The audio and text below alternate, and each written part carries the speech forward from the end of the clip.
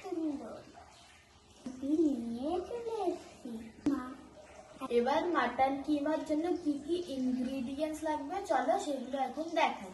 প্রথমে তার জন্য লাগবে মাটন, তারপরে ছোলার ডাল, তারপরে কড়াইশুঁটি, পেঁয়াজ কুচি, আলু আপনারা যেমন চান তেমনি ভাবে শেপের করে নিতে পারবেন, ক্যাপসিকাম, টমেটো, ধনেপাতা, লঙ্কাটা একটু চিড়ে নিতে হবে, আদা বাটা, রসুন বাটা, লবণ, হলুদ গুঁড়ো, লঙ্কার গুঁড়ো, ধনে গুঁড়ো, জিরে গুঁড়ো, ছাই গরম মশলা, তেজপাতা, এলাচ এবং দালচিনি। এলাচটা একটু ফাটিয়ে নিতে হবে। রেসিপিটা তোমাদের বানিয়ে দেখানো যায়। প্রথমে একটি ওভেনে একটি পাত্র বসিয়ে সেটা গরম করে পরিমাণ মতন সর্ষের তেল দিয়ে দিলাম। কুচি করে রাখা আলুটা সেই গরম তেলে দিয়ে দিলাম, হালকা ভেজে নিতে হবে।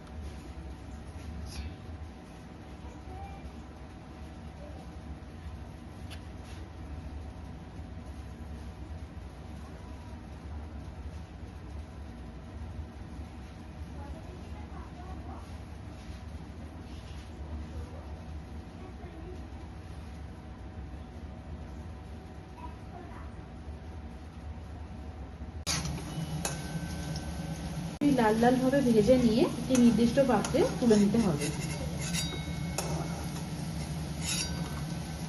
ভাজাটি এমন ভাবে ভাজবেন যাতে আলুটা সেদ্ধ হয়ে যায় পুরোপুরি। একই পাত্রে পেঁয়াজ লাল করার জন্য পরিমাণ মতন তেল দেওয়া হলো, সরিষার তেল হয়ে গেলে ফোড়নের জন্য প্রথমে তেজপাতা, তারপর দালচিনি, তারপর এলাচ দিতে হবে, তারপর লঙ্কা কুচিটা, এরপর পেঁয়াজ কুচিটা সেই গরম তেলে অ্যাড করে দিতে হবে। তারপর পেঁয়াজটি ভালো মতন নেড়ে চেড়ে লাল করতে হবে। পেঁয়াজটি বাদামি রঙের হয়ে আসবে, তারপর মাটনটি দিয়ে দেবেন। চাইলে আপনারা মশলা কষেও মাটনটি অ্যাড করতে পারেন, সেটা আপনাদের পছন্দের মতন আপনারা অ্যাড করবেন। উপযুক্ত পরিমাণ তেলে মাটনটি ভালো করে নেড়ে চেড়ে কষে নিতে হবে। মাটনটি ভালোভাবে নেড়ে চেড়ে সেদ্ধ করে নিলে জলটা শুকিয়ে গেলে ভালো করে নেড়ে চেড়ে নিয়ে তারপর মশলা অ্যাড করব। প্রথমে লবণ, লাল লাল ভাব চলে আসে তার মধ্যে মশলা অ্যাড করতে পারবে। প্রথমে লবণ অ্যাড করলাম, তারপরে হলুদ গুঁড়ো, লঙ্কা গুঁড়ো, ধনে গুঁড়ো, এরপর জিরে গুঁড়ো অ্যাড করলাম। মশলাগুলি অ্যাড করার পর ভালোভাবে নেড়ে চেড়ে নিতে হবে যাতে মশলাটি পুরো মাটনে মিলেমিশে যায়। এরপর করে রাখা আদার পেস্টটি অ্যাড করতে হবে, তারপর রসুনের পেস্টটি অ্যাড করতে হবে। পেস্টটি অ্যাড করার পর ভালোভাবে নেড়ে চেড়ে নিতে হবে। দেখবেন মাটনের গা থেকে তেলটা ছেড়ে আসে, তখন করে রাখা ক্যাপসিকাম কুচি এবং টমেটো কুচিগুলো অ্যাড করে দিয়ে ভালোভাবে নেড়ে চেড়ে নিতে হবে। ভালো রং আসার জন্য কাশ্মীরি লঙ্কা গুঁড়ো অ্যাড করলাম, এটা অপশনাল, আপনারা চাইলে অ্যাড করতেও পারেন নাও পারেন। কাশ্মীরি লঙ্কা গুঁড়ো অ্যাড করার পর ভালোভাবে নেড়ে চেড়ে নিতে হবে।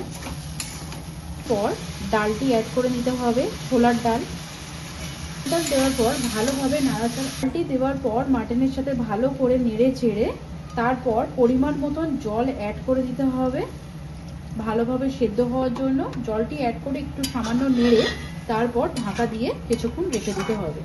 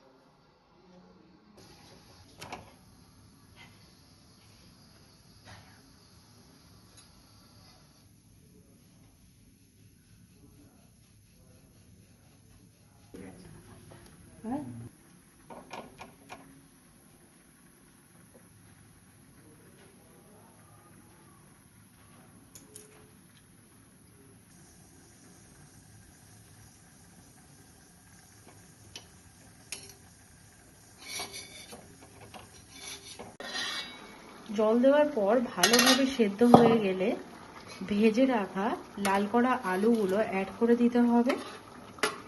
অ্যাড করে দেওয়ার পর ভালোভাবে নেড়ে চেড়ে নেওয়ার পর গরম মশলাটি অ্যাড করে দিতে হবে। পর ওপর থেকে ধনে পাতাটি ছড়িয়ে দিতে হবে। তারপর লবণটির টেস্ট বুঝে নিতে হবে, যে যার স্বাদ মতন দিতে পারেন। তারপর চাপা দেওয়ার পর মাটনের কিমার রেসিপি পুরোপুরি কমপ্লিট মতন রাখতে হবে। তো বন্ধুরা, আজকে আমাদের যে ফেভারিট মাটন কিমাটা হয়েছিল সেটারই এখন আমরা টেস্টটা বলবো। তো চলো এখন আমরা টেস্টটা বলি। টেস্টি হয়েছে, একদম খুব ভেতরে খুব সফট, আমার খুব ভালো লেগেছে। তোমরা যদি রুটি দিয়েও খেতে পারো খাবে, যদি না খেতে ইচ্ছা করে।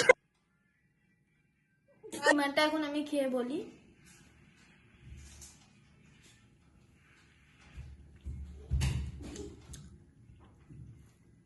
টেস্টি হয়েছে।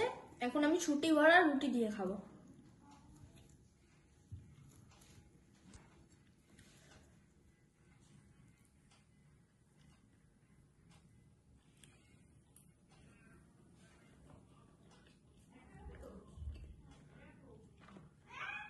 শুধু মাটন কিমাটা খেতে কিন্তু আলাদাই টেস্ট লাগলো। আর এই রুটি দিয়ে যে মটরশুঁটি ভরা রুটিটা যেটা আছে ওই দিয়ে খেতে কিন্তু আমার খেতে লেগেছে।